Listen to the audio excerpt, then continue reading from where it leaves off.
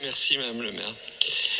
La participation de la ville de Lille à la promotion de l'événement Axonais Multiville Printemps de l'Art Déco est l'occasion de mettre l'accent sur un élément de notre patrimoine assez méconnu des Lillois, l'Art Déco, identifié notamment comme le patrimoine de la reconstruction suite à la Première Guerre mondiale.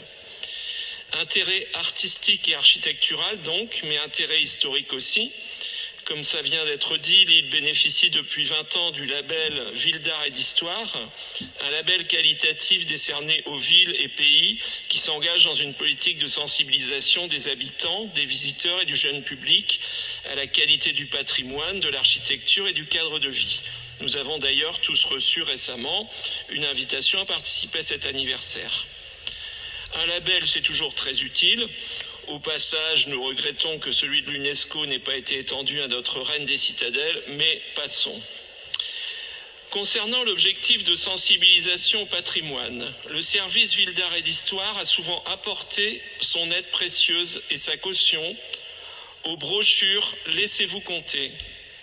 Ainsi, dans ma vie antérieure de conseiller de quartier, Chantal Zamolo était venue participer à l'élaboration d'un fascicule sur Saint-Maurice-Pelvoisin et son architecture.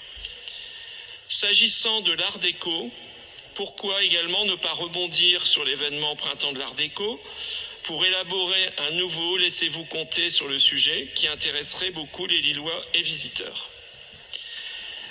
Par ailleurs, nous regrettons que, contrairement à beaucoup d'autres villes, Lille ne dispose pas actuellement d'un musée d'histoire couplé à un centre d'interprétation du patrimoine.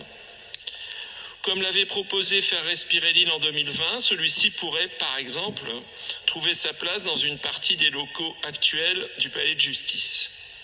Des fragments de ce qui pourrait préfigurer ce musée existent, qu'il se situe à l'Hospice Comtesse, au musée des canonniers sédentaires ou encore dans le patrimoine hospitalier, quasiment méconnu du grand public.